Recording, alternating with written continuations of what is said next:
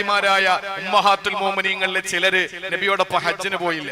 ഹജ്ജിന്റെ വേളയില് അള്ളാന്റെ റസൂലിനോടൊപ്പം ഹജ്ജിന് പോകാൻ ഭാഗ്യം കിട്ടാത്ത ഭാര്യമാര് നബിതങ്ങൾ ഹജ്ജ് കഴിഞ്ഞ് തിരിച്ചു വന്ന ഒരൊറ്റ ഫറലായ ഹജ്ജാണല്ലോ ചെയ്തിട്ടുള്ളത്.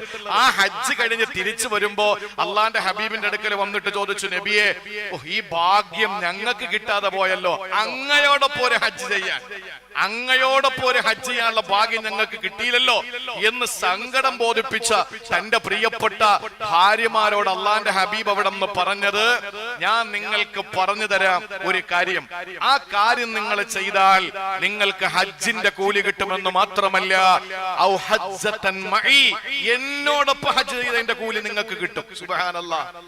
എന്റെ സഹോദരങ്ങളെ, നബിതങ്ങളോടൊപ്പം കൈപിടിച്ചിട്ട് തവാഫ് ചെയ്യുന്ന പുണ്യം, നബിതങ്ങളോടൊപ്പം സഫാ മർവയുടെ ഇടയിൽ സഈ ചെയ്യുന്ന കൂലി, അതെങ്ങനെയാണ്?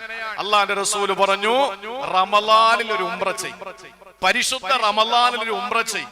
ആ ഉംറ നിങ്ങൾക്ക് തരുന്ന പുണ്യം രണ്ട് കാര്യങ്ങളാണ്. ഒന്ന്, അള്ളാന്റെ റസൂല് പറഞ്ഞു, തഅദിലു ഹജ്ജതൻ, ഒരു ഹജ്ജിനോട് കിടപിടിക്കും റമളാനിലെ ഉംറ. തീരുന്നില്ല, ഔ ഹജ്ജതൻ മഈ, എന്നോടൊപ്പം ഹജ്ജ് ചെയ്തതിന്റെ കൂലിയാണ് നിങ്ങൾക്ക് കിട്ടുക. അതുകൊണ്ട് ഉംറയ്ക്ക് പോകാൻ ആഗ്രഹിക്കുന്നവർ റമളാനിൽ പോകണം, റമളാനിൽ പോകണം. എനിക്ക് ഉംറ കച്ചവടമൊന്നുമില്ല, പക്ഷെ നിങ്ങൾ മനസ്സിലാക്കണം, ഉംറ ചെയ്യുന്നെങ്കിൽ റമളാനിൽ ചെയ്യണം. ആ റമളാനിലെ ഒരു ഉംറ ഹജ്ജിന്റെ പ്രതിഫലം മുത്തുനബിയോടൊപ്പം ഹജ്ജ് ചെയ്ത കൂലിയും കിട്ടുന്നു.